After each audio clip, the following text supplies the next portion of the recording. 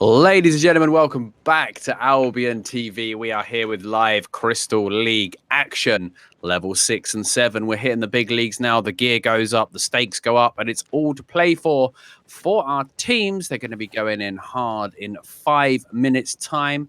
Shozen's populating the queue. We saw some really good fights earlier on, including some absolute clutch comebacks in the afternoon slot for these GVGs. But will the evening show live up to it? Here to find out. My name is Lewpac, and I'm joined, of course, by Mr. Shozen in the commentary booth, Bogul on the ones and twos behind the scenes. Are we ready to go? Are we looking forward to this? Yeah, I am. I've been looking forward to it all day. These have been some pretty great matches, and we have a lot of people signed up for this one already. We have 5 teams pre-signed up, and we saw more standing around, so we're going to see more signing up in just a moment. It looks like we should have a good slate of matches. Yes, we're following Mr. I Tame Bears currently. The B Alliance still up and kicking. Looks like they're trying to level one of their towers as well. I don't know where this is. This is Munton Fell right now, which is sitting at level 5. So I would say that these Sumos guys, they definitely are a decent team. If they've already got this up to level 5, we know World Rage, we know I Tame Bears. Zerfax is a name I recognize. The other two, not so much, but that doesn't mean they're not big hitters. They're about to go in and show us what they got. Saw Claymore Forge Hammers, so a frontline heavy composition. Just a reminder, after these matches as well, we will be checking out some of the other meta information that people have been asking about. We looked at tanks and healers during the first part of the show. And then after this, we will be looking at range DPS and melee DPS, talking about what the meta is currently looking like for these guys. Yeah, it's been an interesting meta so far. I have liked the changes that we did see in the tanks. You're talking about how so many different things are effective right now for tanking. I personally really like that the Black Monk staff has come into play. It does seem like there's a lot of quarter staffs in play, but we do see mace, we do see hammers. It still does happen. We haven't actually seen a hammer yet today, though. I will say that. Not today, but they are played, and I'm maining Great Hammer at the moment. I'm generally swapping out of hammer when necessary, but hammer is my go-to. Like if somebody brings a bow, you got to go out. Yeah. Well, yeah, you've got to deal with those bows. Again, if it's like a nature, you probably want the mace as well for the obsessive burst purging stack. So it's hard to play the hammer because a lot of things you do want something else. But when it's the right comp for a great hammer, it really does do work. Especially the CC on Clothies is really good. Excuse me there. Right. So we're about to get in it. We'll check out I Tame Bears, see who he's facing. And, of course, we can bounce around the other matches if we do end up with a bit of a stomp. I know Derek, Cargera, those guys are back in action. We saw them dominating the afternoon slot. They do actually have Rebane healing now. So that probably will help them out a bit. I mean, they did okay. Not that they needed much help, it seemed. But yeah, but, I mean, Rebane is fantastic, so. He knows all of the buttons for healer. I've heard Shozen. He does know the buttons. It's true. We'll see what he can do. But yeah, I'm super excited. And of course, is it in 2 weeks' time? We've got the grand finals. Yeah. Well, 2 weeks in a day, I guess, for the grand finals. Well, for the Sunday. Yeah. Okay. No more resets. It's a busy month for us, though, then. 2 sets. Oh, someone's trying to dive. Someone is diving the B tower right now, Shozen. Unfortunately, the laser was having none of it. The guy is still in there. He's in Viz. I hope they get out of this. Where's Zerfax? No, everyone's fine. Everybody's fine. Okay. Because of course, they have a hideout right there. Sumo's hideout is right next to the tower. I would assume they were bound at it, but those tower divers, it's been a thing for as long as Albion's had GVGs, and you've got to be careful. We're going to be going over to the boys right now into the Crystal Realm. I'm just waiting to join I Tame Bears, and they are going in. It's the overcharge coming out. I Tame weighing in at 1343 IP. 6-2 relic. He's got the quarterstaff to start with, flat 8 on that. And as we said, we're playing a frontline heavy composition here. These guys are going to be running the Claymore Forge hammers. So you've got the big slap from the Claymore, the charge, which is completely CC immune, as well as the constant pressure from the Forge hammers. Assuming that was what they were going to play, yep, and a Permafrost Prism in the back, which is a good option for a solo DPS. And in the end, it's just going to be, wow, it's a full dive. Full dive on the Fine Lord of Healer. He is nearly dead. The Judy Boots, the knock up, the Quarterstaff, the Claymore comes in and Thrine's dead. That was the very definition of a dive comp. In the meantime, their healer is being zoned out. Itame Bears really wants to get onto this NX. He doesn't have a blink, and that's going to be 2 for nothing early on. Gatherbat should be okay, pops the resist, but that is what you call a dive comp, and that was very, very well executed. They did not give them a second to breathe there. They didn't even realize what was happening before it happened. The healer was able to buy a few seconds with his play. Oh, that's a nice separator there from Itame Bears. They're missing somebody right now. So they're actually sending a guy back to base to change something. So it could be that they did the dive and now they have a different strategy. Yeah. I think he switched to a bow.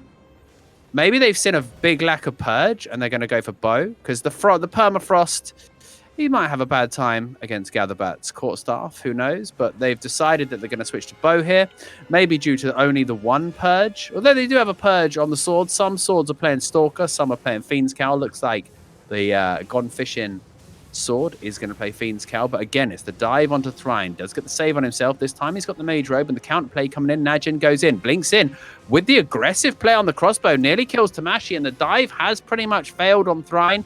He's got the blink, but that Mage Robe was saving him. Gatherbat doing work. Enric's going to freeze him in place. Now Thrine caught once again. Look at Gatherbat though. Oh, the Claymore doesn't care about your Hurricane. Claymore ignores CC. And he goes back in, but Thrine, this time, fool me once, shame on me. Fool me twice. Or fool me twice, shame on me. Fool me once, shame on you. This time, they're going to get Geminex, though, potentially. Down comes the sacrifice. Mortal Agony still going to push through. Itame Bears very low. World Rage looking for the target. Going to switch to Nain. He has the Mage Robe as well, causing a lot of problems for these sword players. The Mage Robes. Now, Itame Bears is actually forced to use his resistance potion. Geminex going to purge that bow. They do have the purges available. That's a beautiful Permafrost. Bears puts down the Judy, and I feel like the Sumos guys, their one-trick pony was discovered, and now, oh, that's a 4-man that was a very forceful swing from Gatherbat, and this is nice. Now this is forceful swing against the ultimate forceful swing comp, right? Mm-hmm. Like Forge Hammers and bow, yeah, and a Quarterstaff that potentially needs to run stun run. Mm-hmm.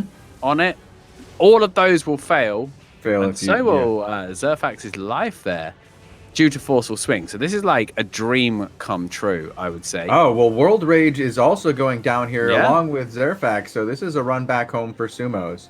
I think they're going to change it up here. I think they did a nice start, but now they're like, come on, we're going to change it up. I don't know if they're going to pull the bow out again. I'd kind of be surprised. No, he's going to go back to the Frost, which I don't mind. But again, the Frost is super vulnerable. We talked about this in the meta snapshot. The Frost is very vulnerable to purges, particularly on the Royal Cow. If you purge that Royal Cow, he will burn through his own energy bar so quick. He's fully reliant on that 15 seconds uptime of infinite energy. And now it's a 3-cap against that is potentially going to rotate. It's going to be pretty close, but they are going to get the 20 off the back of it. Oh, no! Just a slight delay on the timer. He did just save it into a 10. So now they have the chance to save the full points result. Once again, every time straight in on Thrine, the stun from the autos comes in. The Iron Breaker comes in. The Quarterstaff comes in. The Purge onto World Rage, though. He loses his Fury. Keeps his stacks, though, because of Iron Will. And now he's going to look for a target.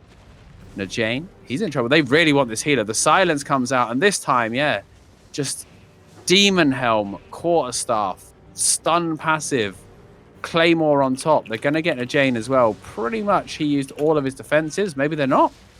Maybe there wasn't a way to find him. There's the Mortal Agony coming through from World Rage, but not able to find a target. So Sumo's back in business, and just a very unsteady game from both sides. This dive Twice it worked, once it didn't. And it's all on the other team. It's all on the mixed team here. If they survive that initial dive, I think they win the fight just on value. Zerfax is having a great impact with that frost. They're not really shutting him down. But now Sumos look like they want to play aggressive for the caps and not let the enemy get a foot in the door here. They're just going to hold this Gone Fish in Fine Lauder mixed team at the second choke. Look for the opening. There's the two-man permafrost very early from Zerfax. He didn't have cape available, so it wasn't a cape hop on that permafrost prism. Now I-Tame Bears looking in for the healer once again. Healer's actually, he switched to Life Touch in order to cleanse himself, which is fine. Yeah. Unless they go and start playing a normal fight, right? Oh. So now they play a normal fight. He's got Jane. nothing. He's got nothing except for flash heals to save Jane. He's got blessing on himself, but now he might even die. This is Thrine's in trouble. I mean, that was fine to save yourself from the silence, but it doesn't really save your teammates. Was there anything else he could do in this situation? What would you say is the right play to do instead? I don't mind. Well, Holy with Blessing is fine. He could have played the Redemption. Like, you got a little bit greedy. You could play Redemption with a Cleanse Help. You could do a Merc Hood. Go the Graveguard just to get yourself out of the silence every time with Demon Armor. Few different options. I can see the logic behind the Life Touch. The problem is the Life Touch just doesn't have the output to save the rest of your team. Like, Holy Blessing and Flash Heal is not going to keep a team alive. You need Generous Heal, Celestial Sphere. Or like Blessing is good. It's still good value if you can hit 2 or more targets. I think Bears is overextended here. He's going to need to get that heals in. But Thrine, once again, on this Life Touch. Done. Just chopped up. Gatherbat has to run already. Done. Like, that's brutal. They're all sprinting out, and it's probably going to be one more 20-point rotation. And there was another fight going on elsewhere, and these guys are in trouble now. This is going to be a stun. It's going to follow up with the Separator. Oh, man. Jane is dead. Mortal Agony. Can they get Geminex? There's the charge. Yeah, I think available. He's going to blink. Well, nope. Nice pop. Geminex using Raging Blink, interestingly, I think.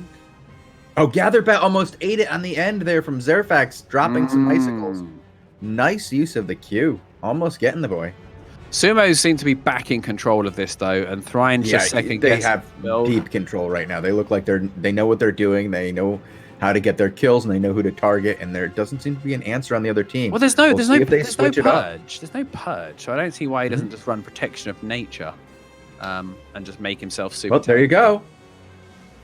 He is back on Nature. Is he running Protection, though, or is he running Breeze? We'll find out. There's the stun.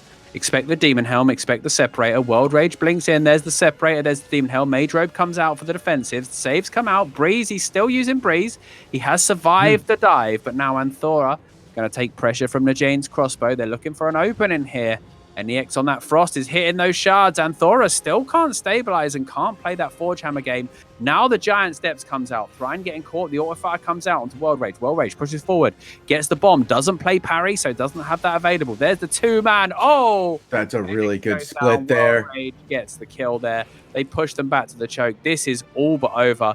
Bears is hugging that corner so that he doesn't get hurricaned into the 10. Good discipline play there. No panic from the tank. Does take the bomb into his squishies, but they've already won the fight, so we'll let that one slide, Shozen. It's going to be a 10-pointer. Yeah, that was quick and brutal. This is game. This is game on the 1 minute mark. The rotation's already come in. We know Geminex isn't getting it. They're just going to walk up, stun run him. Jane, going to get caught now. Is there a Separator ready to go? The shards landing hard, those shards. Separator goes on to Thrine. Does he have a blink available? Yes, he does. So he should be okay, but this fight's just over. They know they don't need to push. They're just going to immediately rotate because they know the enemy can only rotate. They have to rush the point, or this is over. Yeah. And it's just not going to work. Well, we did have a request. Bears is already there too, and he's just going to slap the granny out of him, and it will be over in just a sec. Thrine trying to heal his boys. They might look for an opening onto Zerfax. Even a kill on Zerfax isn't enough now, though, Shozen. Without the caps, we know they'll suicide. Geminex nearly goes down. Jane is up top. Zerfax is getting dunked by his rival Frost, hitting much more shards. But the Sumos guys and their aggressive healer dive seem to have it under control, and that one is going to go their way. So we're going to jump over to Alzone Capone next, I believe. Yeah, that was, we had a recommendation. Somebody wanted to see this fight. It's been going on. We do have Aggressor versus Black Order right now. Which is happening because of the Disarray debuff dropping. Looks like Aggressor, though, on the back foot. Black Order taking them down at the moment. Feeder on that Black Monk we saw earlier. Degef. Alzone goes in, though. Svitu nearly dies as the blink back from Toshibos. The Breeze comes out. Breeze didn't hit the front line. The Permafrost goes down. Shalfie now forced into his ice block. He's going to have to blink. Stupid Beast takes huge pressure. Look at the size of that man's broadsword, though. Svitu is in danger of getting one-tapped if he can find the angle. Alzone looking for it. He wants to get it. Has to come back for the reset from Zahi. The one major don't work. Degef going to go down, but they might not fall back here. They might not just leave. They might just play slow. Because they've got that curse. That curse is constantly doing value. But if Toshibos dies, then they're gone. The bomb's going to come. Yes, he's going to die. And now the Aggressor comeback begins, I guess. I hope we get to see some sort of comeback. I do like those. Those are my favorite kind of matches. And it looked like this one was going to be over quickly, just like the last one. It is the only one we still have going on at the moment. I do hope we get to see these guys very tame for a little bit. Look at the scoreline. Only 4-2 right now. Okay. Which is craziness. But we got the big boy gear. These guys as well, they do like to flex the good gear at times in this. The crossbow frost, sorry. Looks like they started with a bow, potentially, but maybe put it away due to the matchup or due to whatever. Happy with the quarterstaff. We got the one-handed nature. First one-handed nature we've seen today. We talked about that a little bit when we were talking meta this afternoon. They've got, it's probably the highest skill ceiling of the healing weapons that are meta right now. But that reset is very rapid and very, very powerful when combined with the Refreshing Breeze. It means you can always guarantee your stacks and you can do a huge heal on people. Judy Armor makes it even better. They go in on Degef. Degef pops the Cleric, gets purged immediately, though. Good quick reaction. Stalker Hood on Alzone, but there is the purge on About Feeder's tank. And there is the purge on the other tank as well. Happy, I believe. Yeah, he's got the Fiend's Cowl. Now Degev with no Cleric is forced to ice block. His defensives are running low. Gets the bomb out onto Shalfie. Shalfie gets driven back. Mighty Blow goes out from Degev. Now he tries to turn it onto Alzone, but he knows he's in trouble here. Spiritual Seed comes out. Svitu trying to get those stacks up. Shalfie's in a bit of trouble. The Mortal Agony, the stacks of Shalfie's going to get deleted there.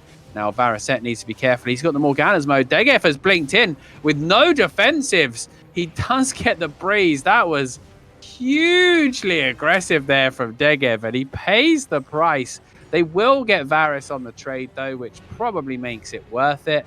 Zahi potentially thinking about looting this corpse, maybe. Svitu out front. Down goes the Black Monk staff. Right now, Black Order haven't actually grabbed the caps, and people could be coming back to this fight. They really need this Zahi kill. Mortal Agony, Mighty Swing, the curse stack's going out, but it's not going to be enough. He gets the Breeze, and they didn't get the cap. That's really important. Look at Alzone's energy, though. How can he fight?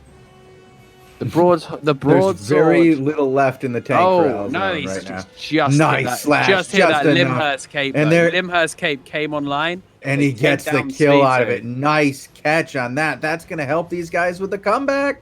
I mean, what were Black Order doing? They won the fight. And you got Varicet over there, making sure they don't get the high ground. Stupid Beast and Feeder are doing their own little fight. Tosha Bosch is down there.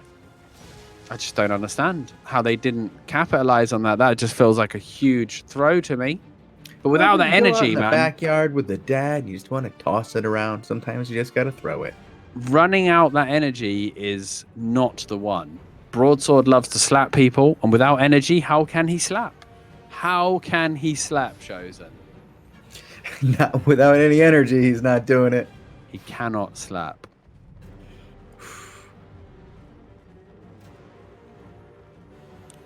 It's going to nice be little dance going on. They're here not. at the They're top. not lacking on time, and there's no Yeah, they got pressure on plenty the of time. 3 cap, so they got plenty of time to play with. In fact, they're not. They weren't far off winning without capping. Like Yeah, they had it very like it was. there was only a couple 144. of minutes in it, but losing enough points to make it matter. Degev going to get bombed. Alzone comes in as well. 3 stacks. Degev's getting that pressure. There's the taunt and slap, but the resist comes out and he's back to full immediately. They look for the turn onto Varys. Varys forced down the chokes. V2 putting the curse out.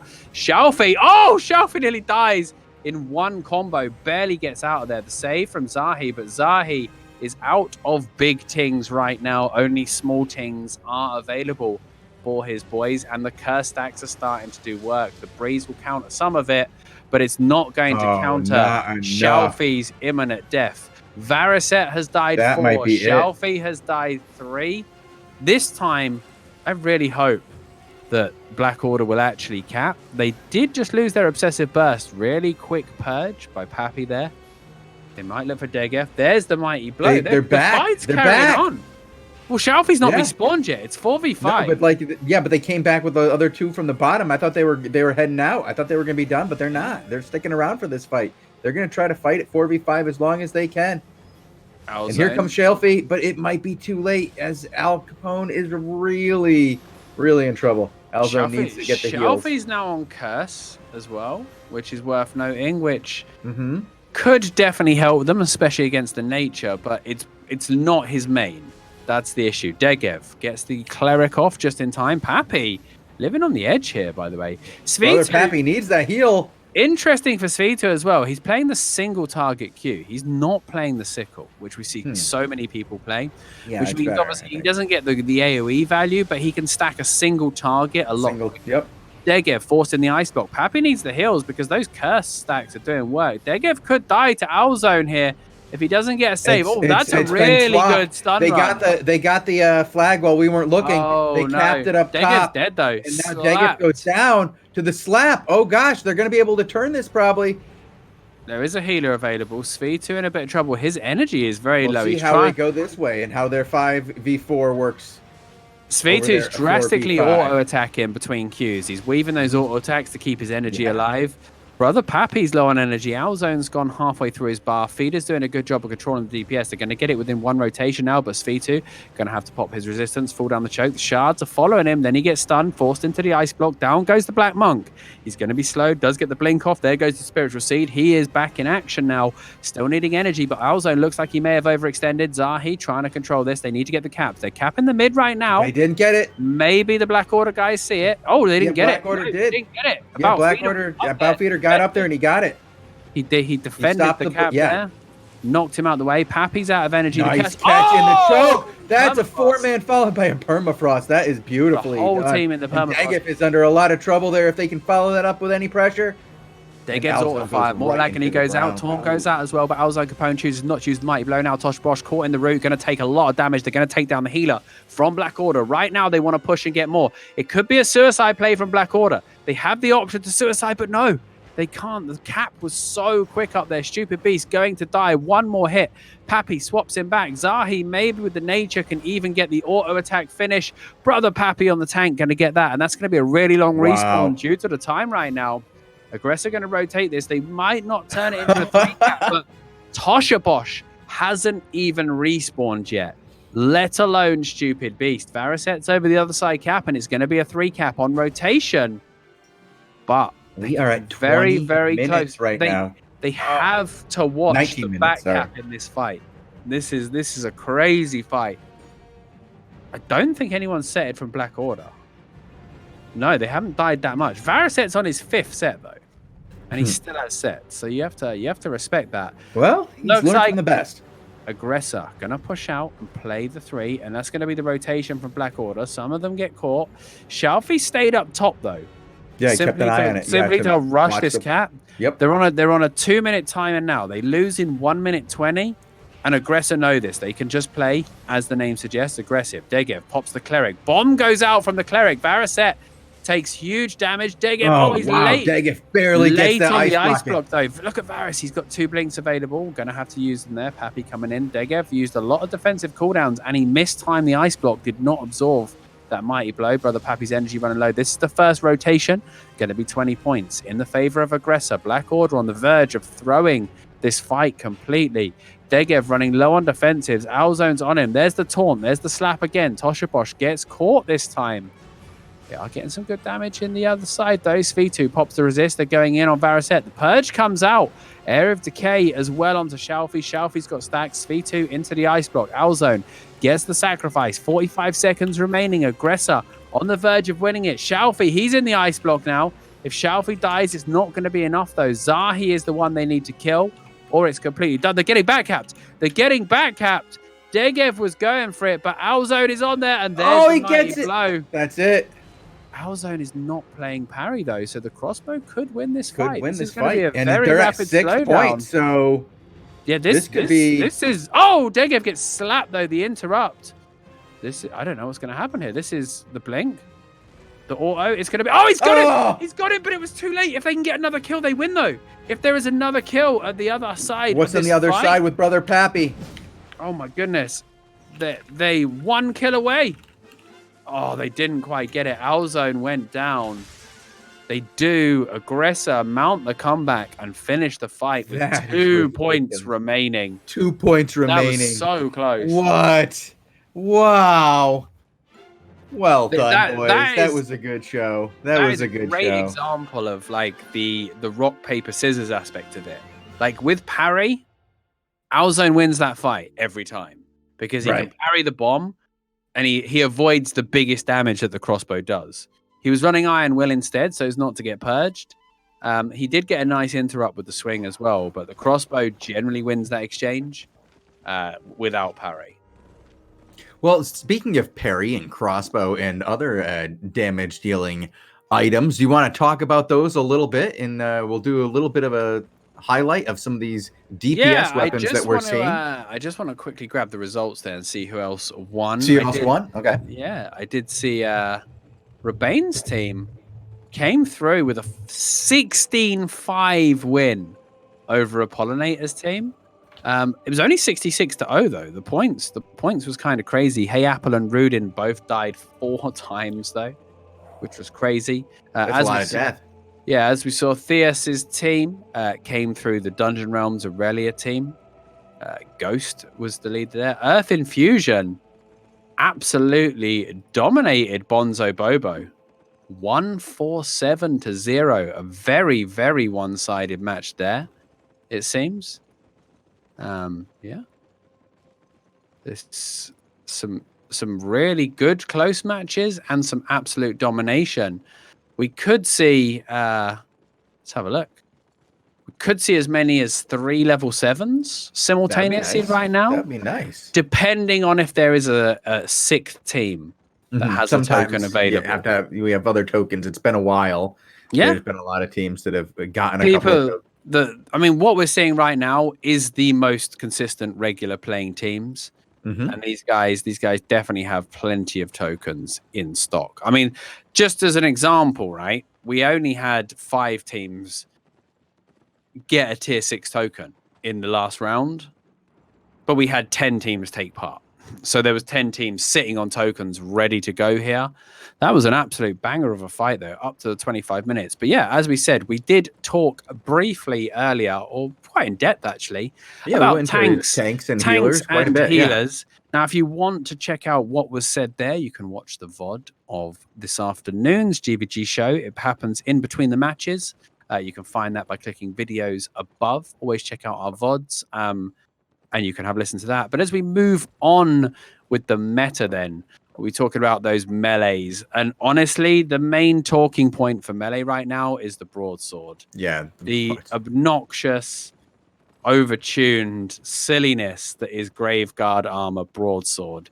It's tanky. It does a ton of damage. It's faster than anyone else. And the E is on like a 13-second cooldown or something ridiculous. Like, this weapon is so strong right now, right? The E gives resistances and has a built-in interrupt. And once you've casted it, it pretty much is guaranteed to hit, whether they blink, whether they have a defensive, no matter what. It generally hits. Only hard defensives, like an ice block or a pre-activated cleric, will stop it. It's a short cooldown. The resistances that the E gives negates the sort of split second where your taunt ability gives you negative resistance. Stacks of heroic strike give you more attack damage and speed, so you're faster than the targets you're trying to stick to. And you've got the option to either run a Stalker's Helm or a Fiend's Cowl. It's just such a versatile weapon. It's just like, oh my goodness, it's insane. It is the absolute top tier of melee weapons right now. That's not to say other stuff is not playable, but it's just that it's a little bit above everything else. Just because the variety of the builds it can do means that it can fit the requirements of your lineup, and the tankiness of it with the Graveguard, with the stacks, with the Facebreaker, stuff like that, just means that it can consistently stay in the backline. One of the biggest backline threats in the game right now is a light crossbow. You know, a light crossbow is how you deter melee from staying deep, because you pierce them and you blow them up. They have to go back and get healed. Guess what? The sword doesn't care. He parries the bomb and he stays deep. Now, suddenly, a crossbow, God forbid the crossbow's the only backline DPS. Usually he's got a partner, but if he hasn't, his whole DPS is auto fire and sunder. That's if he doesn't get sunder interrupted by the E. Because a smart broadsword will parry the bombs and he'll mighty swing the E. So you're trying to stop a guy from sticking to you with your Q ability. Do you know what I mean? That is not the one if you're playing crossbow right now. It's a great counter to that. The fact that it's got an interrupt means it's good against fire, it's good against curse, it's good against holy. So much utility in one little package. I don't even know how I would tune it down, but it's definitely a bit much right now. Probably just tune down the damage on the E a little bit. Slapping clothies for half their health with taunt is a little bit crazy. Too much? Yeah. For someone in plate, I definitely say so. The other swords, then, there is two more playable swords, the Claymore and the Carving. Both have their places. We see a lot of swords. Not as good as the broadsword right now, in my opinion. But the Claymore, again, the fact that it ignores all CC, can go through any sort of CC displacement stuff when you're charging the E. It's a very big hit. Again, the sword is in the warrior tree as well, which means they all come built in with a load of health. I mean, you play a dagger, you play something like that, you do get some health, but the weapons from the warrior line, of course, get the most health. So the sword is technically a tank tree weapon, doing obnoxious damage, and you're rocking. You know, people are rocking up to these Chiefy Chiefs with like 3.3k health on broadswords. It's wild right now. The Carving sword is more in a dive comp or a clap combo. Really good pierce. Again, I like the Carving because it's a free mobility. You don't have to target anything, so you can go backwards and forwards. It definitely has its place, but it's more expensive as well. To run a Carving, you're suddenly looking at more money than a broadsword. But, you know, all of those swords are playable, which is nice. Axes, the halberd is really the only playable axe. And even then, I feel it only works with a curse. I feel it has to be in a dot comp. The bleed on its own doesn't do enough pressure right now. Like, it's good in certain comps, but again, it's hard countered by the guys. When the healers start running the Guardian Helms, it's just really hard to get the value out of it that you need to win in a value comp. The only playable dagger really right now for fives is Death Givers. The burst is good with the new Q, but nobody really wants to use it because it's just not as good as the broadsword. The Forge Hammers, when you could use the broadsword instead, The Forge Hammers is very good. I really like the Forge Hammers. You pair it with a sword. Yeah. You don't run it solo. And again, Forge Hammers has a hard counter in the form of Forceful Swing. If you get like a Forge Hammer bow lineup and they both get Forceful Swings, you get so much DPS downtime that you lose the value trades in these fights. And then the options, then the Stalker Hood, Fiend's Cowl, mana hungry builds, particularly the Halberd, I'm thinking of, plays the Scholar Cowl. Or, you know, there's a few people like in the double healer comps, the comps designed to play the long game. Sometimes they run a Scholar's Cowl as an energy management tool. There's a lot of different options, but the main two, Stalker Hood for the massive Mortal Agony pierce, Fiend's Cowl for the purge, those are the two go-to options. Soul Drama, again, greedy damage based build, but vulnerable to purge. Stalker jacket, particularly in low tier crystals, is crazy damage. Do not underestimate the damage the jacket can do. And there's not many armors in the game that do direct damage. No, there's ones that supplement your damage or boost it. There's not many that do damage themselves. Stalker, Hellion, Spectre, technically Armor of Valor does as well. And then you've got the silly little things like Frost Reflect or Fire Shield. But Stalker does crazy damage. And if you're in the midst of 2-3 clothies, the value from a Stalker is good. The only risk is Mage Armor. Mage Armor obviously insta-purge your Stalker, insta-purge your Hellion. And then the Broadswords, they're running Graveguard Armor. Because they can pair it up. They can hit a huge Taunt E. Absolutely decimate people's health. And when they're not in Taunt mode, they've got the tankiness of Artifact Plate Armor. It's wild right now. Limhurst Cape for energy management. Martlock if you're feeling defensive. Thetford is a good option at low levels as well because of the damage scaling. Melee's in quite a good place, but I do think, for me, Broadsword is just so far ahead of everything else. I feel it's a bit overtuned. It's the one thing right now in fives. Like, it's the one thing in fives that just stands out above everything else. Everything else is okay. That's just, I don't know. That's just like too good, too playable, too good. But yeah, that's it for melees. We've seen a bit of Trinity play. Everyone tried the one-handed dagger after the new patch. I saw a lot of people trying it. That happened right, especially when it wasn't purgeable. But then everybody realized that it actually wasn't that good, right? Because the swords work because their Q stacks give them movement speed. Movement speed allows them to stick to their target. Daggers don't get that. Unless you think that they need something like that in order to allow them to use these type of builds? Yeah, well, when we saw daggers used successfully, it was the one-shot death givers that hid at the back, came in, assassinated someone, and that was it, right? Right. Whereas a dagger brawling kind of has to chase people, stab them, wait for the opening, and they're not a tanky weapon, right? The Q doesn't have crazy impact. Like, it's a little armor pierce, but that's about it. And their W selection is kind of narrow. Like, the blades would give you movement the more people you hit. That seems like the obvious choice for one-hand dagger. But everything relies on your E. And again, one forceful swing, and you're done. Your whole class is garbage. Well, let's go ahead and thanks for the Melee update on the meta for Melee. But let's go ahead and look at this next VOD that we have we had a match last round. It was another T6 from earlier today at 14 UTC. It was a very long match. Yep, the YouTube one that Robin Hooders recorded for us. Why don't we all cue that up and get that ready to go, and then Bogul will tell us when to... Noob Slayer 79. Okay.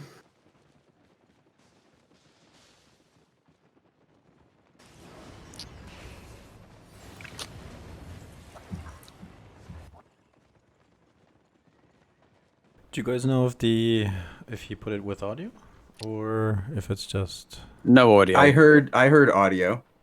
Well, I mean, it would just be game sound. So if you want audio, game sound. I can't hear it anyway on mine. Yeah, just if you do play it really quiet. Okay. Well, hang on. Oh, this isn't the one we caught the end of, was it? At 7. No. Oh no, we saw these guys go for just lose a very close match at the 7. So spoilers if you saw that match, but okay, we're ready to go when you are. 0-0 from the YouTube, 23, Okay. 43 from the play, 3, 2, 1, go. Awesome. Okay, so we got Noob Slayer on the Black Monk. We've talked about this a lot. Gius on his one-hand arcane. This is a double crossbow setup as well from Laput, Sonny, and Silk, Earthen Fusion, Raubit, and Noob Slayer. Now, this is the team that I said their results were kind of surprising me because it's not a team I've seen. But they've got the one-hand crossbow and the heavy crossbow. So they've got double auto fire, double sunder, explosive damage. They've got long-range snipes with the sweeping bolt. They've got the big pressure from the bomb. I really like their combo. And in the midst of this, they've got the broadsword. This guy's running the mist cooler as well to get even faster cooldowns on his already ridiculously low cooldown E. I really like this comp. Any counter pressure can be alleviated by this Black Monk. They are against a bow, so they do need to be careful here. But I really like this setup. It's very hard for anybody to go in and pressure. Oh, wow. Oh, you were saying? Just dies. Yeah. Nobody came. I don't even know. I didn't see a defensive use. I didn't see anything. I just saw him get picked off by an enemy crossbow and the bow, I think. Yeah. Instant. But as I said, it's really hard for anyone to pressure this healer and take advantage of his sort of stationary nature as a holy, because he's got 2 crossbows. You know, two crossbows will rip you apart. Oh, Noobslayer missed the resistances there on his cartwheel. Lepu's Sonny is out of energy as well, completely on this heavy crossbow. Seems like it's a little bit more intense energy-wise. Zabroska doesn't get the cap. The Black Monk comes out just in time. Sonny eats the mighty blow. Shield's coming out from Gius. Of course, that arcane shield doing work, but I hate to see this from Zabroska. Do you know what I mean? Time and time again, Shozen, we talk about this. Taking players the cap when you're not going to have a single chance in the world of getting it. Yeah, wasting time. He's kind of doing it to force them to the high ground. It does force Noobslayer to come up, and they could potentially trap him. But they have an arcane tank who offers a lot of value in terms of shielding and purging. He doesn't really offer any CC. So he hasn't got a way to stop Noobslayer just walking up and doing that. Doing exactly that. Just fling the blade at him. And right now, the native guys are able to play the 2-cap from the low ground. There's the swap, though. They might turn Noobslayer in trouble here. He's actually using a flash heal as well, interestingly. And this time, Ochi might get it. Oh, he does. The double blade was about a millimeter too short to get the interrupt. And he is going to go and get that cap. And now, actually, they're pushing in. Wow. Forceful swing onto Scoliosis from Noobslayer means that he can't attack for 8 seconds. And he's just kind of standing there being the most useless bow ever for a while. Oh, fun. I do love, there's nothing more satisfying than hitting the forceful swing on those bows and just laughing as they can't attack. He's going to run after him again. Forceful, and that's no more auto attacks. Wouldn't be surprised to see, once this happens, the bows, generally they'll switch to Ray of Light. Like Explosive Arrow Enchanted Quiver is a lovely combo and a lot of damage.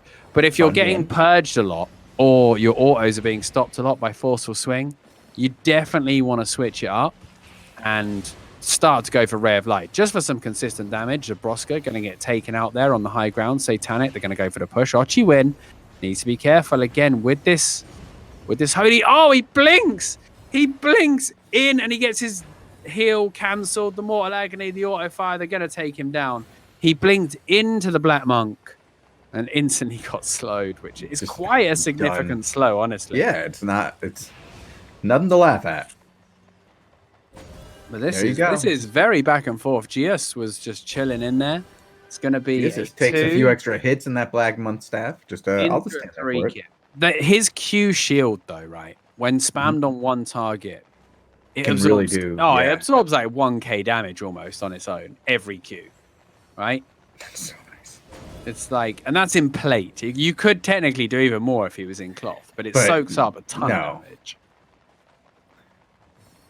I've actually Have you seen a cloth user? One of the comps I really wanted to theorycraft actually was like an arcane shielder tank with the halberd curse, like just going for that long-term value, plenty of sustain, and just stopping any burst counter and just winning the value game over the length of a fight, because that is a way to stress a healer out.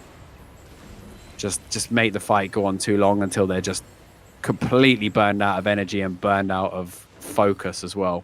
Zabroska, another auto fire. That's a huge combo. The shield comes down.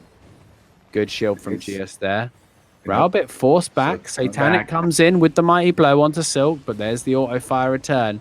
These two crossbows, man, is a lethal combo. They're like, yeah, you really have to pick where your range is on these look things. at You have that. to be GS threw his GS shield. just disappeared. 2 auto fires, 2 sunders plus the burst. Like crossbow is amazing at the burst damage. And of course, the way the sunder mechanic works for crossbow, the higher your health, the more the sunder is. So when you're full health, it's one of the biggest armor pierces you can get. That into a bomb, into a sweeping bolt, and 2 auto fires will And drop you're in anybody trouble, yeah. to like a quarter. And this is through arcane shields on top. Zabroska going to get swapped in. Lovely cleric robe from him though. He absorbs an auto fire, a bomb, and a mighty blow with a single cleric robe cooldown. Beautiful play. The flash heal as well. I don't really like the flash heal unless you're against the quarterstaff, because it's. I mean, people have started using it more in the double healers, but look how little healing it does on the normal hits. Like, it's good when it procs the big one, but the normal heals are terrible. Any type of healing reduction, and you may as well not be healing at all. And we have seen a few people bring out the tenacity hoods and stuff now. Sweeping bolt came a little bit later than fusion, though, completely out of energy here. And he's running a druid robe because of the flash heal druid robe combo. He can build up healing there, but Nice. Not having is that the man silence. Yeah, and the purge as well. Not having the cultist robe really hurts him here. He's got the perpetual energy. He's gone for the greedier build with the royal cow, which means he doesn't have the emergency heal save on sacrifice. He does have tons infinite energy when he's got it going though, pretty much, with a 60-65% uptime. The issue is if they see that and purge that, he is going to be out. Luckily, his Limhurst cape has procced. But in the meantime, that rotation has put them into a 3-cap situation. Oh, no, it's another interrupt.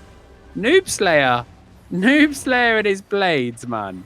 He is not letting them grab his cap. Oh, no, they can't. You can't interrupt with a shield. The shield prevents the interrupt. But the Noob Slayer and these guys, they just were able to get the cap on the bottom, so now they have cap control. They've lost top, but they still have cap control because they are just doing such work with that Black Monk staff. Honestly, one of the trolliest things you can do is the Enigmatic as well. The Enigmatic constantly shielding is hilarious because they have to do a hard stun or break through the shield, which takes forever.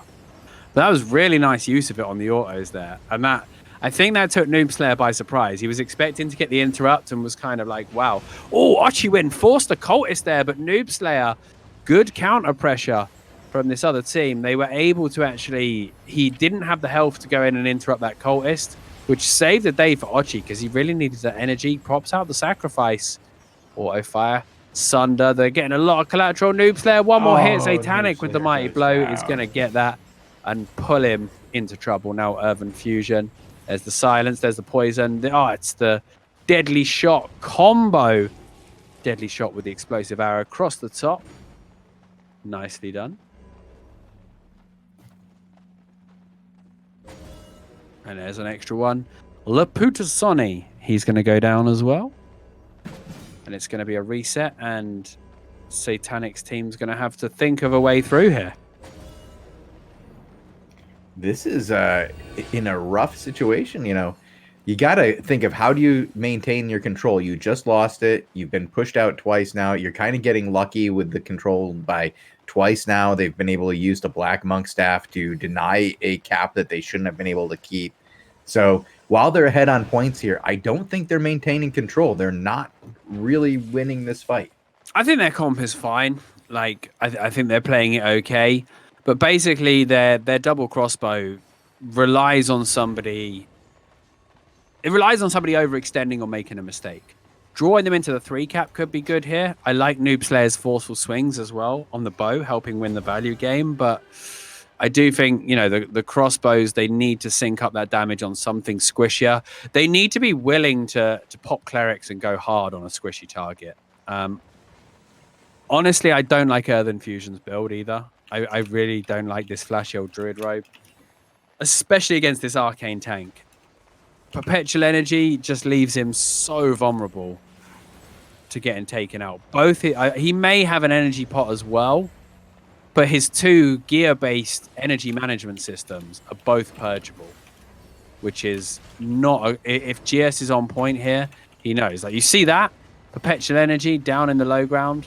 Just pop that purge, and he's done. And there's not a lot else he needs to be purging, because the swords... You know, the swords gets his stack so quick, it's not really worth the purge on him, unless he's threatening the kill. Noobs there, they've got the push though. Zabroska's in trouble. The purge is going to come out onto Ralbit. Fusion up top. Look at the speed of those flash heals. Flash heals like boo, boo, boo. Heal you for 10. Heal you for 10. I'm gonna save your life, man. Don't worry. When they hit you for 1,000, I'll be here hitting you for 10.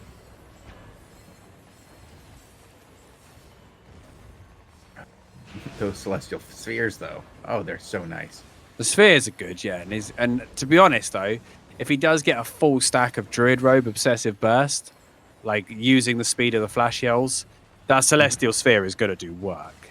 Like, that is a combo that's good. I just think a good Arcane tank on the point here would really punish that. Like, I'd see that energy management, and I'd just be purging that over and over again. And I'd say, look, boys, don't panic in this fight. Don't overextend. I'll tell you when it's go time, because their healer will have no energy, and we'll just run at them. Because once he's running dry, you just run at them and just laugh. Because if he can't sphere, he can't heal, he's in trouble. Nice use of the Black Monk here. Noobs there, though, they still don't have the team. Ochi wins in a horrible spot. He's actually blinked out. The auto fires. The Mortal Agony. Ochi has to pop the energy pot. I was going to say, he's completely out of energy. They're going to look for the turn onto Zabroska. Ochi win. There's the blade. Zabroska just going to chill till it's finished. They're trying to get out, but Noob Slayer not respecting that bow. The bow shred going crazy there. An uncontested bow will wreck you. GS, he's going to try and get the orb. They can body block the orb, though. Or they could just do enough damage that you can't do anything. There's the Druid Robe on Earth Infusion. Now his Flash Heal's doing some work. They get the cap. So this is going to be a 10-point swing. And these guys... For some guys that I don't know. They're playing really well. Yeah, really, really, really well.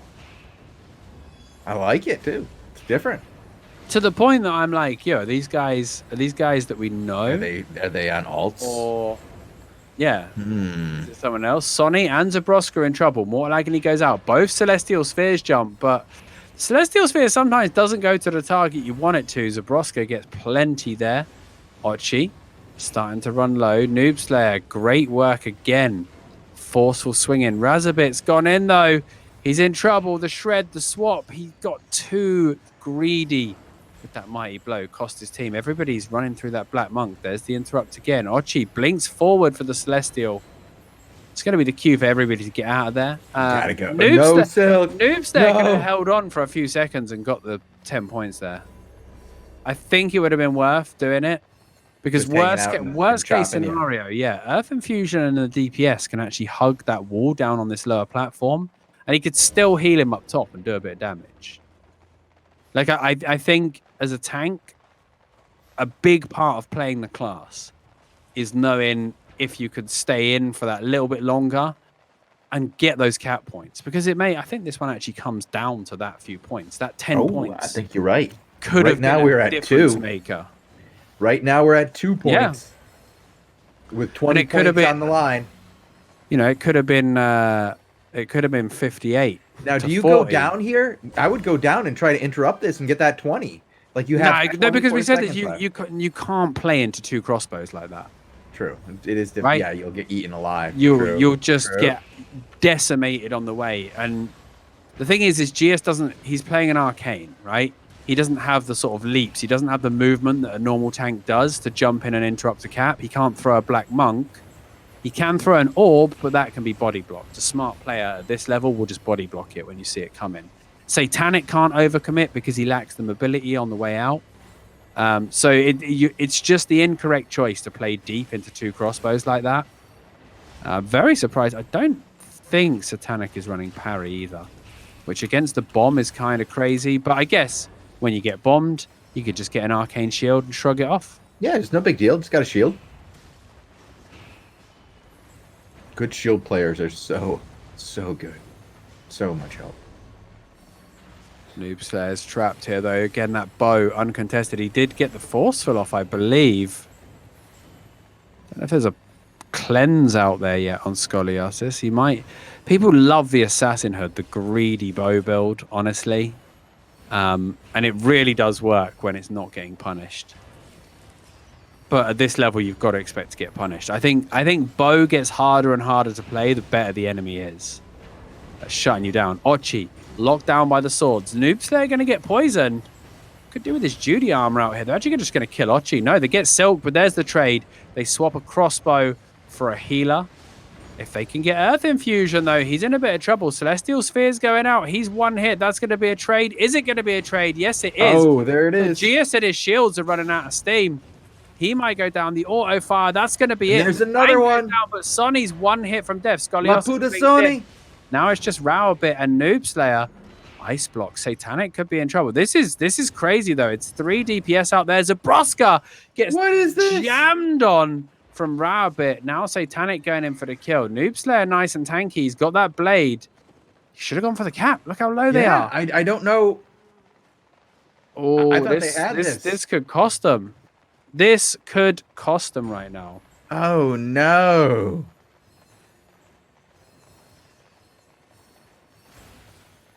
Oh, again, no. that 10 points that Noob Slayer didn't contest as well. Yeah. Oh, no. I definitely don't think we've seen the last of this team. Rabbit not even overcharged. Very rare to see, but now it's back to the 5v5, and unfortunately they're not going to be able to do anything here because it's likely... Oh, they've got the Frost out now. They might actually just get the dive kill onto Ochi. He gets knocked down. He gets slowed. Does go for the orb, but he's going to die very, very quickly. Oh, that's a... But they're Lewpac. not... Is it going to be enough? There's Do we no see something way. incredible? No, we can't. No, we can't. They'll just suicide for the cap. GS has got enough in the tank. It's 15 seconds left. There's like nothing. He's just going to run in, shield done. and orb, and that's that's just got to be the end of that. That's out there. Okay. They got to the bot cap, but is there anyone there to stop it? Yeah. Yeah, somebody's there to stop it. So they're just grabbing all the loot they can. Wow, what a close fight at the end. Yeah, that was very interesting. The second to last engagement there was an absolute massacre, back and forth. But I felt like they had to take that 2-on-1 opportunity and at least try to go for a cap at the end.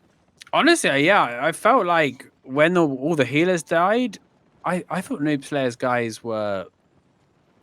I thought they were on the better side of it. Yeah, I thought they were too. I thought they had it. I thought that... Would you have stayed in? Who can say? You know, it's easy to watch a fight and say, oh, you should have done this, right? They should have done this. This is the way they should have played. But in the heat of the moment, when your friends and foes are dying all around you, you've got a split second to make that decision. They don't have the luxury of just watching the fight without being involved in it. You know, like the players are watching cooldowns. They're watching their healer position. They're watching the enemy position. They're watching everything. And it's just difficult to manage everything at the time. So, well, we have a... People want to see the L-Zone Capone. Well, we watched him at the end, didn't we? Yeah, we just watched him in the last one. So. But we'll see who's queuing. We'll see who's in. Right now we have Rebane, Crisis, Derek, and I Tame Bears, the two groups that we watched earlier today. So these are both groups that we watched. 7-3 Avalonian Omelette.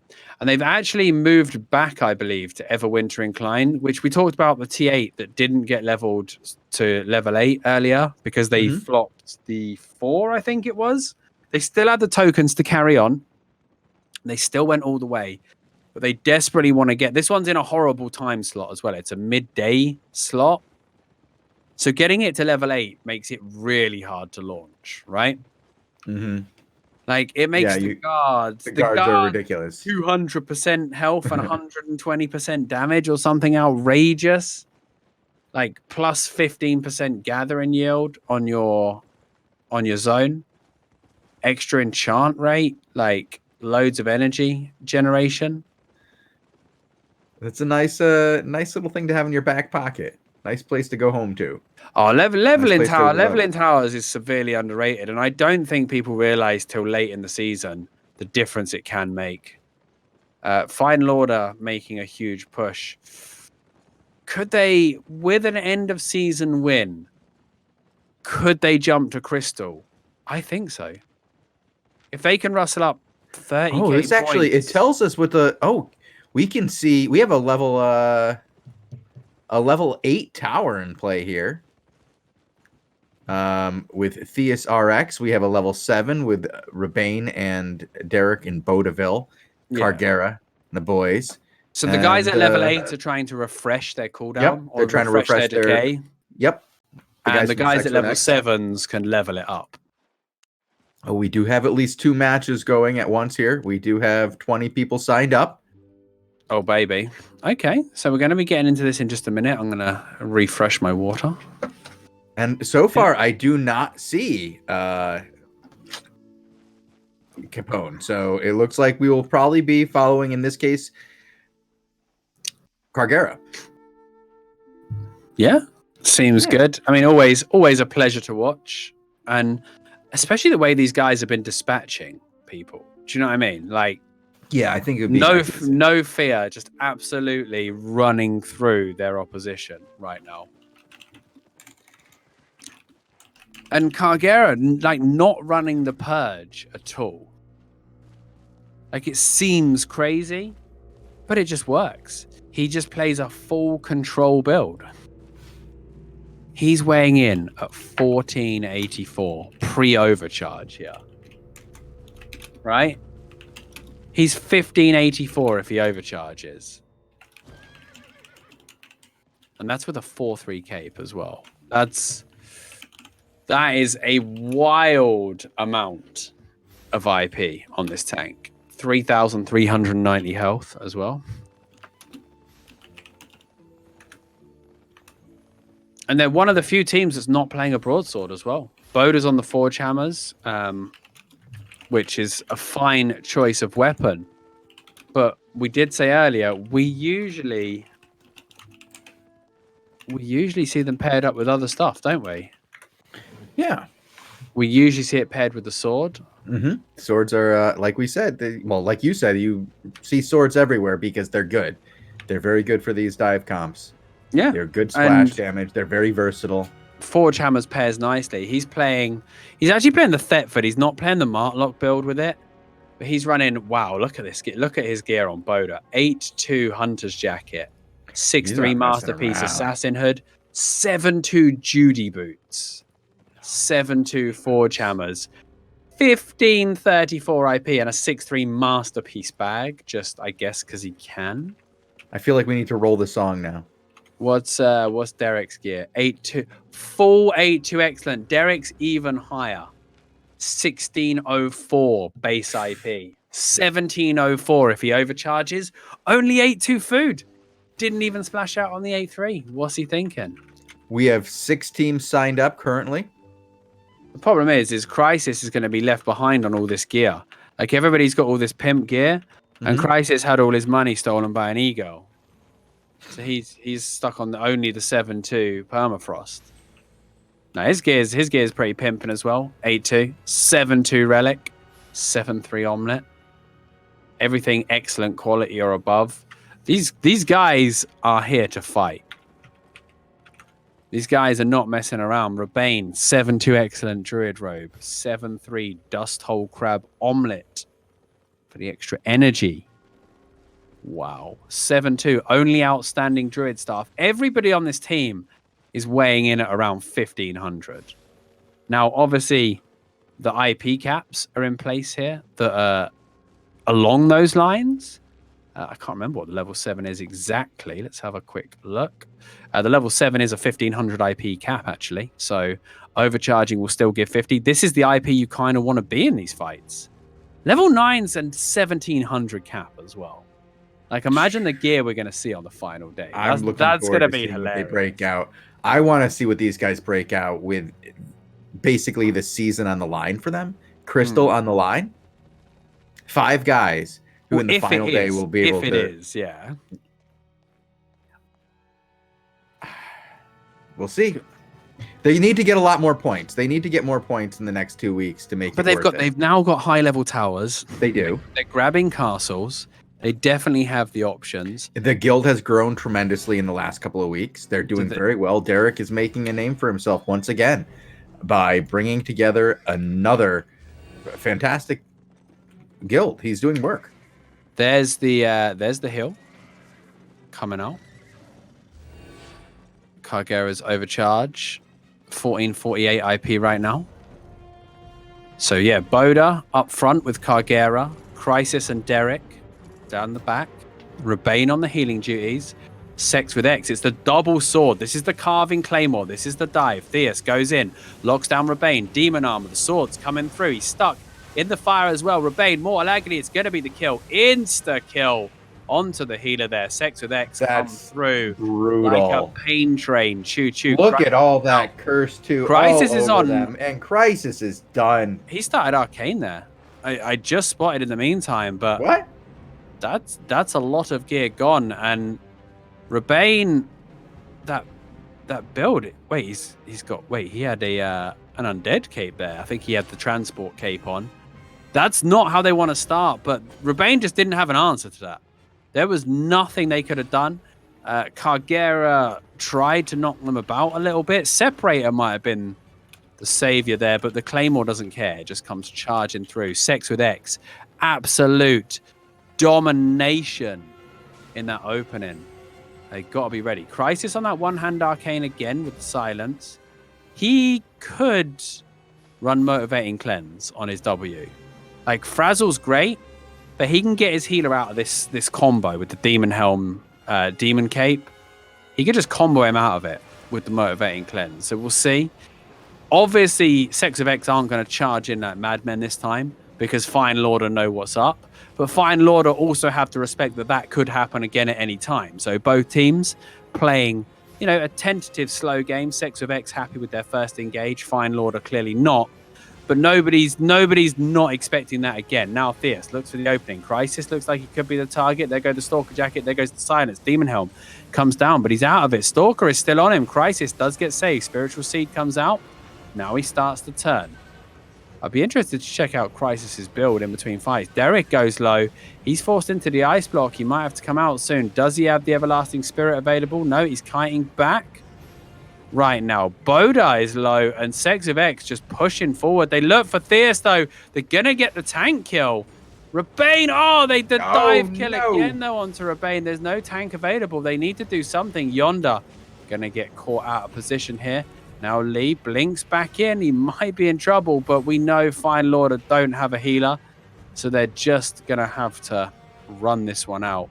It looked like they'd found their way through, but the dive onto their healer was just so powerful. They've got quite the dive comp right now, and they're doing work with it. It's, I don't know. I got to say, it's kind of nice to see somebody coming in and putting these guys on the back foot like this. Yeah. They are so good. We see them stop so many teams. Just seeing them up against a challenge is kind of cool. And that's what we want to see with these Crystal Leagues. Rebane has an teams fighting each other. Is that a mistake? Is that a quick equip mistake? Or, yeah, that's 8-1 Undead Cape. That is definitely his transport cape. There's no way he's relying on that to save him because of Mortal Agony.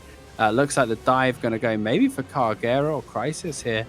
They're looking for an opening. There's the lockdown onto Rebane. Now the Theus is getting absolutely wailed on. Rebane, maybe he's going to use this Undead Cape to escape, but I can't see it working. The counter pressure finally happening. The curse I kind of understand with this because it strips the hots as well. But it doesn't seem like the best burst to go with the dive comp. I guess that's their backup plan. I mean, who are we to question? It's definitely working. Boda and Cargera looking to start the party in the back line. But there we go. There's the double sword dive. They're on top of Rebane. There's the silence.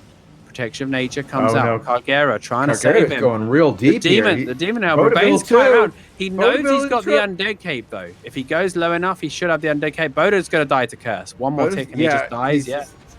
He's just done here. Cargera's out of there. Yonder. Wow. Oh, Derek gets taken down as well. This is not what we expected to see when we saw Rebane coming back to heal these boys. We thought it was going to just be a Well, thank you for showing up, boys. It was nice for you to come and play the game. Take your ticket. We'll see you next month. This is some juicy gear they're giving away, but they've got to do something differently right now. I mean, what do you do there? Like, Robe of Purity?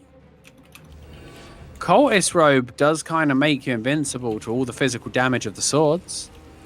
They don't really, like, if you do it after a cartwheel, they don't really have an instant way to stop it. But I don't know if it would be better or not. Honestly, Crisis is back on Frost. I like this against a heavy frontline comp. Crossbow Frost is a nice combo. Being able to spam shards on them, use the double blink to get away, but it's not, as we've seen, it's not Crisis they're going for. This time it might be. Protection comes out. Boda's in trouble. He's going to dash back to the tent now. And it's, oh my goodness, it's just wild. They got cultist sandals as well. They're preventing the saves. Rebane again is on the undead cape. Like, he is really committing to this undead cape there. Might be going in for Kargera. Theus goes in deep. That's nice though. The follow-up dive was completely prevented by Kargera's Hurricane. It's going to put a stun on Theus. There we go. Theus is down. That's going to be the opening these guys need for a comeback. Went in for the dive. They're at the wrong tent right now. Kargera's got them at the wrong tent. He could do something with this. Well, I think they'll just be happy. Yonder needs to be careful. Kargera's ironclad next to enemy tent. Wait, they did get at least one tower. They need to do more from this. They needed just get one tower. Oh, Monkey's in big trouble though. Monkey's in big trouble. He's all alone. He's not where he's supposed to be. He's trying to get the carve in. And he swapped back out. Are they going to be able to follow it up with anything? Lee, nice the healer's now. Lee Hori, though, is all alone up here, and he's going to get taken down. And now Tommy's going to go down, too, as soon as Kargera gets his way. Bodaville's going to go and finish it up. Monkey goes down. Oh, my goodness. And wow. Thanks with X just get completely... They're going to get aced here as Theus is all alone here. Well, they were aced because Theus came back. This is a second one for him. It's going to be his 6th death rotation here. Crisis is coming in. There's the stun. There's the pierce. There's the bomb. There's the combo. And the healer's going to get there, but he's too late. No, and Lee! He might get caught. No! It's going to happen. It's a 7-death rotation. No. Oh, thank God. Thank God. Oh, boy. Oh. The dieback from Theus there, and I think what was that? 6 kills in one engage, like, is not something you see often, and the fact that they all die mean that they probably died with most of the loot they had from this fight. Like, they were absolutely dominating. Now Yonder's caught out, and he just gets. This is like a different match. This is just a different match to what we've been seeing. This is insane. Unless that was the plan all along.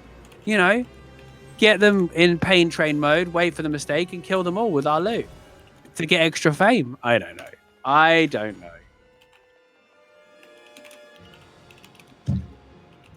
That was crazy. And honestly, Sex of X are probably just like, hang on, what happened here? We were winning, and suddenly we're not. Rabane's undead cape is too much. And he can actually run around and heal while he's in Viz, which is quite amusing. It's not like an assassin hood. It's not like any other invis in the game where you can't use spells. The undead cape allows you to use spells at a reduced effectiveness. Fine Lord will just go in? Probably. Yeah, I would go in. I mean, play hard. I guess the mentality is... Oh, and they do. They go in hard on Yonder here.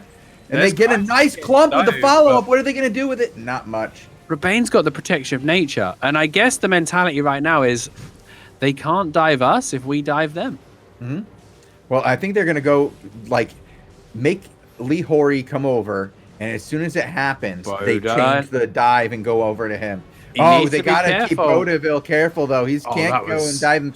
Look at that curse spread. That permafrost is beautiful. Leia, you're right there. The curse did so much work. Stripped all the hots, but the permafrost to counter them was beautiful.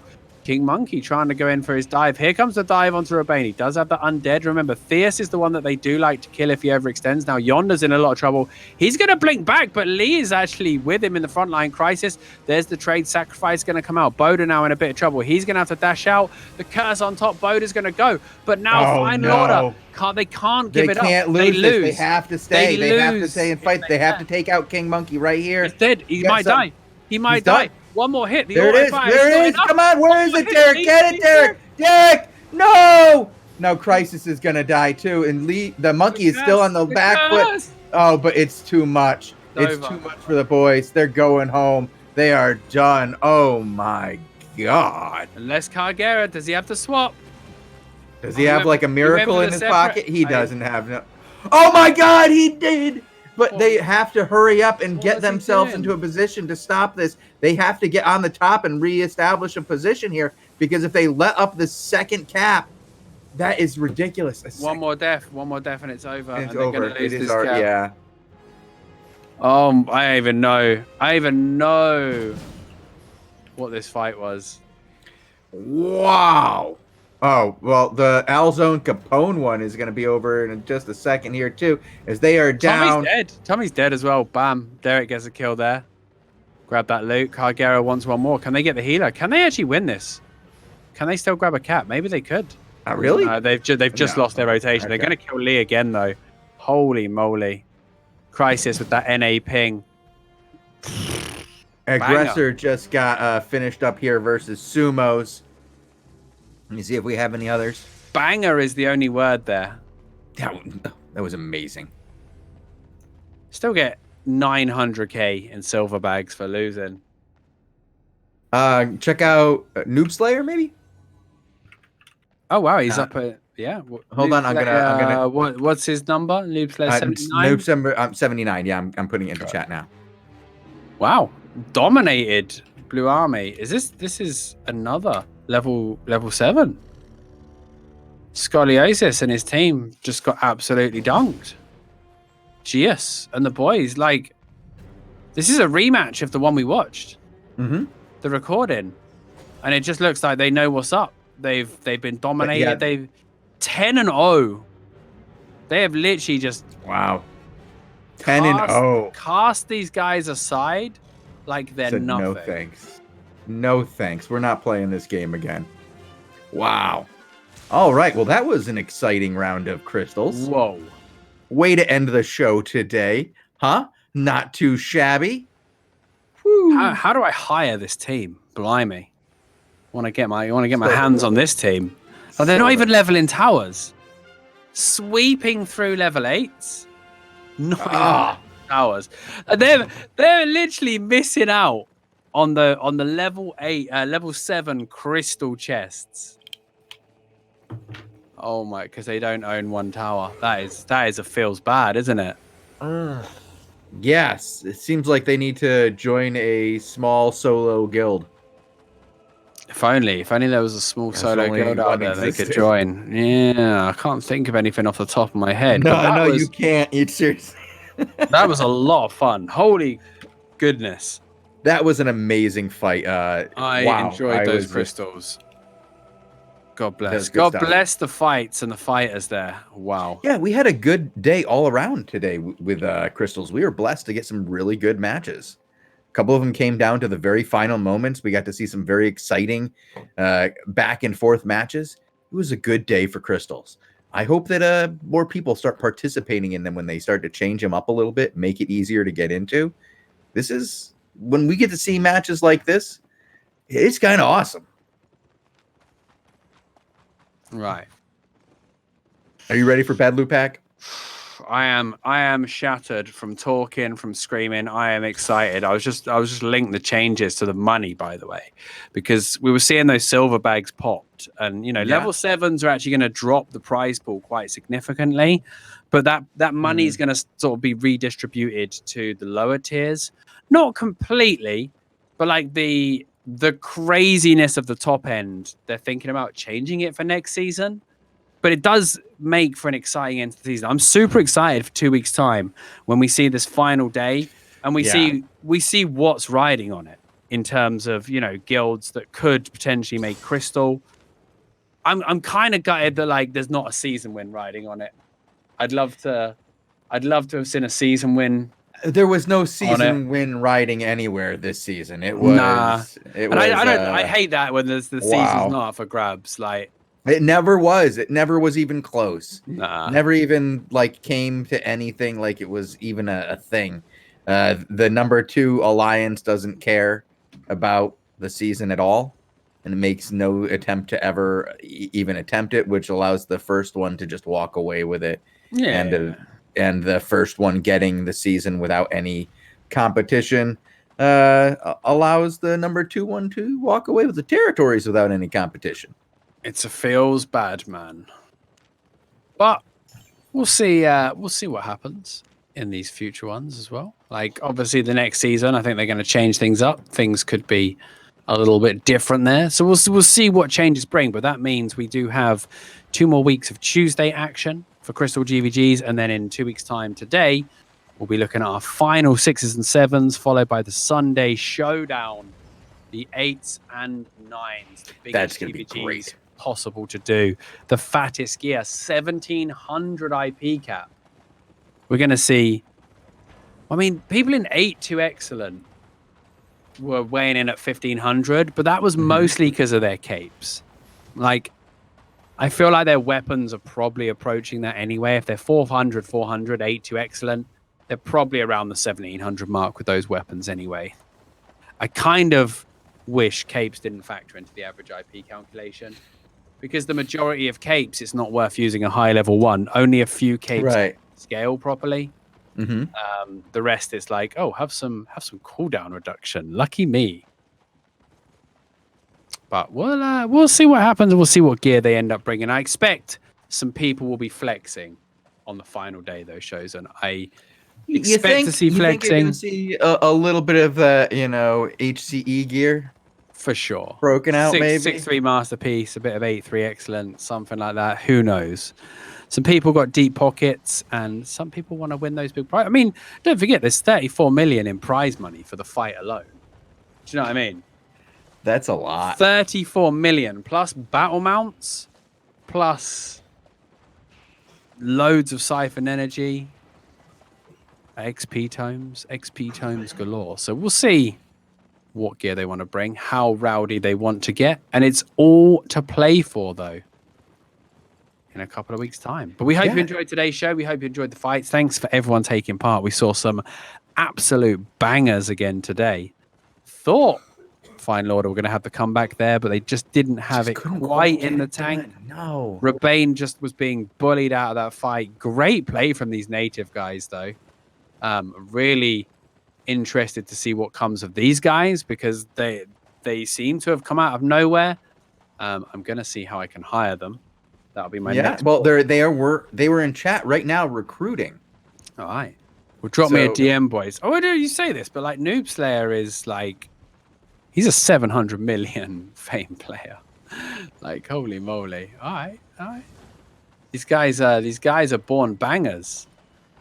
They're all weighing in at 500 million plus. Yet somehow I've never heard of them. Madness. I'm so confused. They never really did GVGs back in the day, but they've done 200 Crystal Leagues. So yeah, we'll see who they are in the future.